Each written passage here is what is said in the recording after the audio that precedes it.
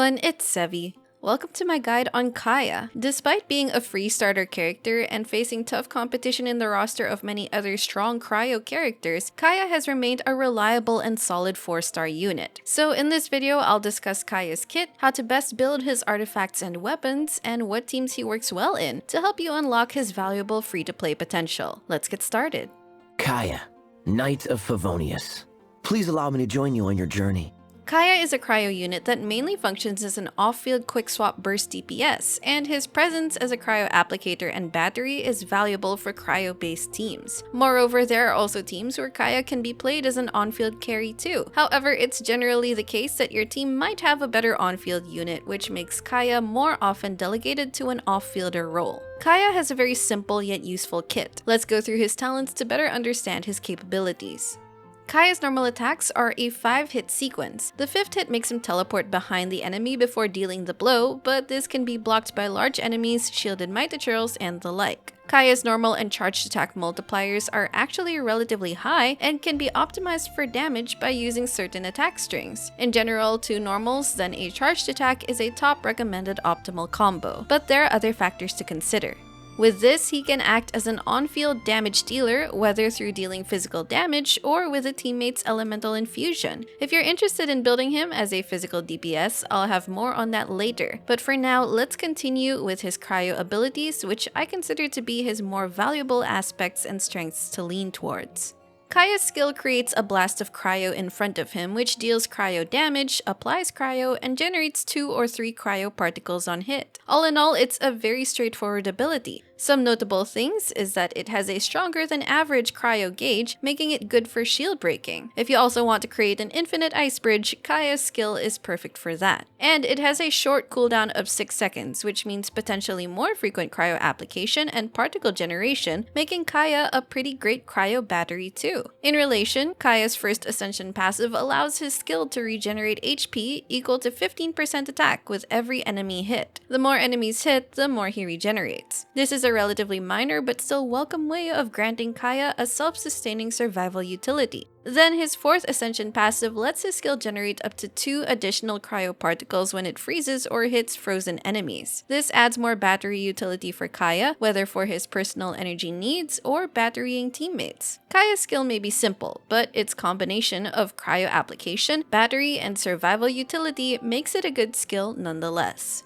Finally, Kaeya's burst generates 3 icicles that revolve around your active character. This will last only for 8 seconds max unless you have C2. These icicles are Kaeya's main source of damage in cryo application. A few things to note about it are that 1. An icicle deals AoE damage upon hitting an enemy. So if enemies are grouped closely enough, it's possible for 1 icicle to hit 2 or more enemies, making them more potent against mobs. 2. The burst snapshots, which means that it takes whatever Kaeya's current stats are upon casting as the basis of computing its damage. If his stats change after the burst cast, the icicle's damage computation will not be affected. So if you want Kaeya's burst to do as much damage as possible, ensure that all the relevant buffs are active before you cast his burst. 3. The icicles have standard ICD, so cryo can only be applied every 3 hits or 2.5 seconds on a single enemy. Understanding the burst ICD is more relevant for melt reactions, but isn't generally a concern in freeze or superconduct reactions. 4. Each icicle has a damage cooldown. If an icicle hits an enemy, it'll take about a second for it to be able to hit and deal damage again. This is very likely not something to worry about unless you're incredibly specific about optimizing damage. Another point about maximizing his energy particles is that when Kaeya casts his burst, the energy is only depleted during the animation's ending. In some cases, he is still able to catch his own particles if you do his skill then burst. However, it's also possible you might miss the chance to catch his particles before his energy is consumed, thereby wasting the particles. So if you want to ensure you're properly funneling Kaeya's skill particles to him, use his burst first to allow the energy to drain fully, then use his skill and catch the particles. For his last talent, Kaeya's exploration passive reduces stamina consumption, which can be useful either for traversal or dashing in combat. When leveling talents, prioritize Kaeya's burst, then skill. Then you can level up his normal attacks if you use them frequently or choose to ignore them completely. Now onto his Constellations. As one of the starter characters, the most reliable way to increase his cons is by purchasing them at Paimon's Bargains shop. Otherwise, there's a small chance to get cons in the standard banner. Let's see what they add to his kit.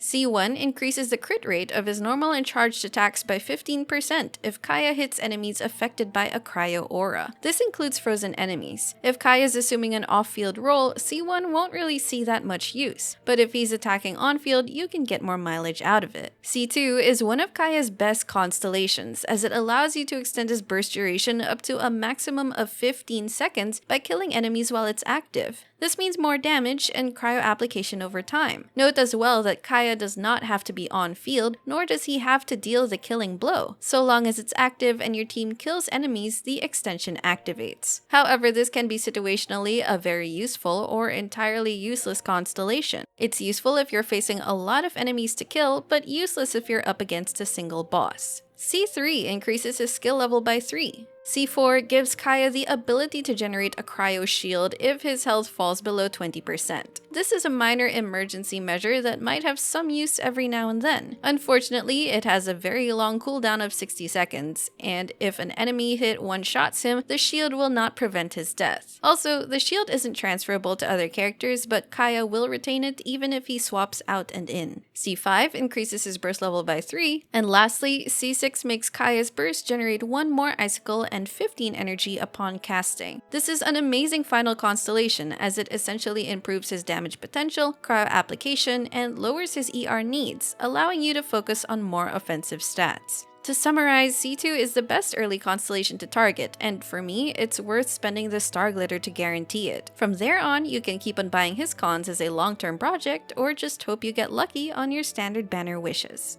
Next, let's get into building Kaeya, starting with his artifact stats and sets. Kaeya has some differences with his builds depending on his playstyle, so I'll categorize them accordingly. Starting with his freeze build, aim for an attack stance, cryo damage goblet, and a crit circlet that helps you achieve a good crit ratio. Then look for the following substats and ER target.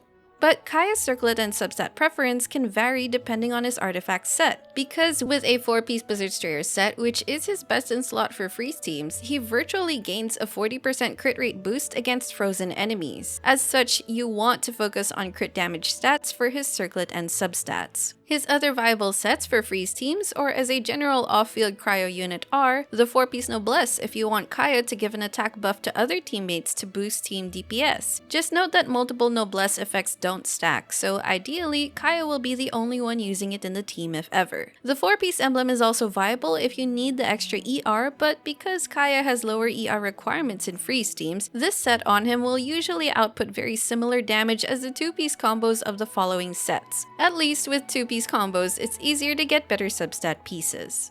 Next is his reverse melt build. Look for an EM or attack sands, a cryo damage goblet, a crit circlet, and the following substats and ER target. His full set options are the Gilded Dreams for the EM and attack buffs, Lava Walker for boosting damage against pyro affected enemies, and Emblem for more ER and burst damage bonus. The 4-piece Noblesse is still applicable for buffing your team. However, 2-piece combos are still very competitive against 4-piece sets, as long as you can get better substats on your pieces. Finally, we have a physical focus build. Look for an attack stance, physical damage goblet, crit circlet, and the following substats. As for his ER needs, while this build aims to boost his physical damage, you might think of just ignoring his burst uptime. However, we shouldn't forget that his burst can still be a significant source of damage even with his physical build. As such, I would still recommend getting enough ER to let him have reliable burst uptime. For his sets, you can go for a 4-piece Pale Flame set which offers the highest damage potential. A lower potential set is the 4-piece Gladiator's Finale, which you can passively get, but note that it only boosts normal attack damage. Even then, 2-piece combos of physical damage and attack sets can be competitive with better substats. Other less recommended options can be the Retracing Bolide if he's used with a shielder, but that's much more inefficient to farm, or the Shimenawa set, but its energy drain interferes with burst consistency, so I'd still steer away from it.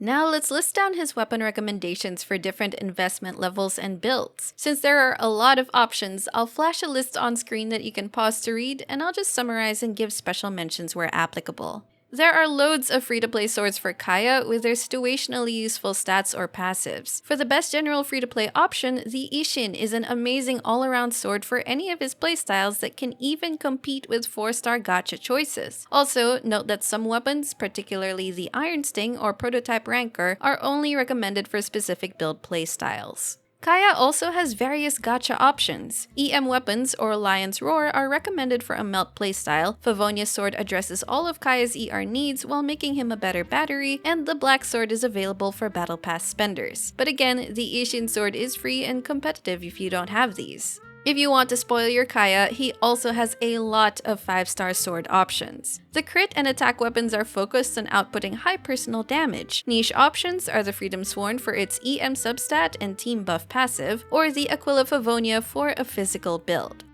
Finally, let's go through his team comps. Starting players will tend to put Kaeya in whatever team, and for the most part, his off-field burst roll or physical attacks will get you through the overworld and story content. But if you're looking to maximize Kaeya's team potential, here are the main templates he'll be very cool in. For a freeze team, this needs a Hydro unit and often another Cryo unit for more application, damage, or support capabilities. In this regard, there are a lot of options to choose from in our Hydro and Cryo rosters, each with their particular pros or cons. Then, comping an Animo unit is also highly advised, as they can reduce the enemy's resistance with a VV set and/or group enemies for better crowd control. In a freeze team, Kaeya functions as a solid Cryo DPS who can do most of his job off-field thanks to his burst. If you do have Chongyun, he can infuse Kaeya's normal and charged attacks so you can take more advantage of his high attack multipliers. More so, he's a great battery thanks to his quick skill cooldown and particle generating passive, so he helps a lot if your team has energy hungry units. Freeze teams at their core are very reputable in the meta for dealing really good damage while also crowd controlling enemies. How strong your freeze team's potential is will depend on the available characters you have and the investment you're willing to put in. In any case, Kaeya, despite being a starter character, is a very dependable and great pick in freeze teams.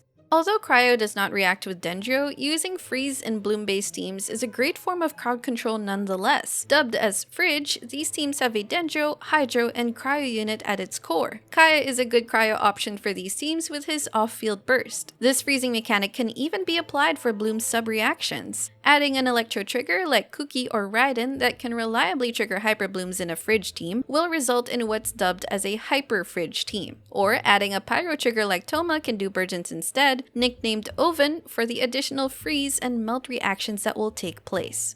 If you stick with only Cryo and/or Animo units, you'll end up with a mono Cryo team. You of course lose the crowd controlling of Freeze and won't be able to fully maximize Blizzard Strayer's effect. This is also generally recommended to be played with Shenhe, who buffs your entire team's Cryo damage. Next is Kaeya in melt teams. This mostly covers reverse melt teams, which is applying Cryo on Pyro, but I'll briefly mention forward melting as well, which is applying Pyro on Cryo.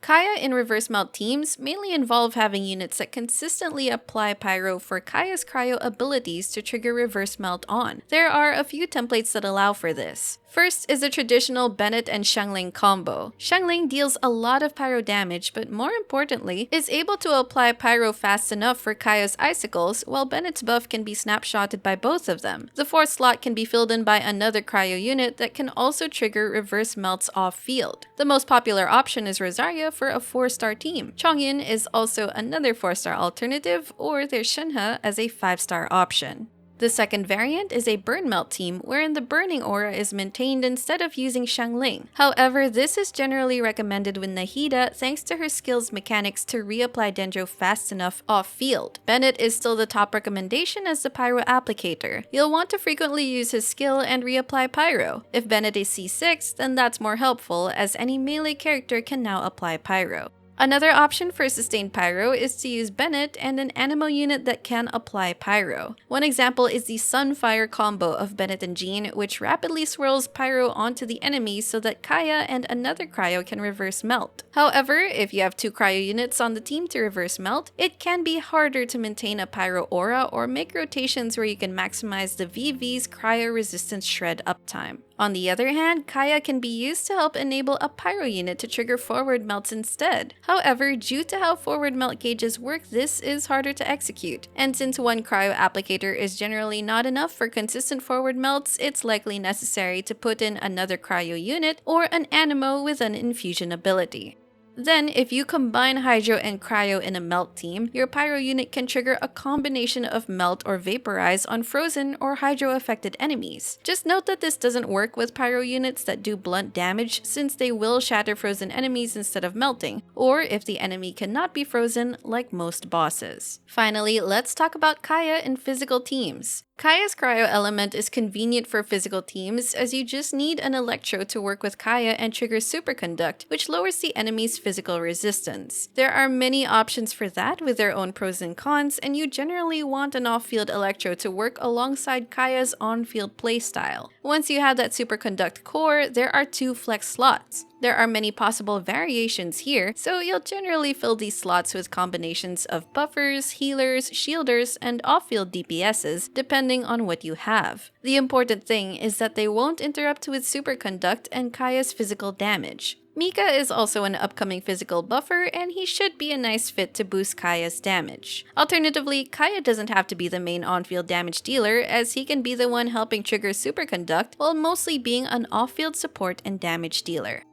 And that's going to be it for this Kaeya guide. I personally really enjoy playing Kaeya for his simple yet effective kit, so let me know in the comments if you've also come to appreciate one of our OG husbandos, or if you're still getting more acquainted with what he brings to the table. If you enjoyed this video, don't forget to leave a like, consider subscribing to my channel if you haven't already, and I will see you all soon. Take care! Following you on your journey might just be the most fun I've had in my whole life. I hope it stays that way.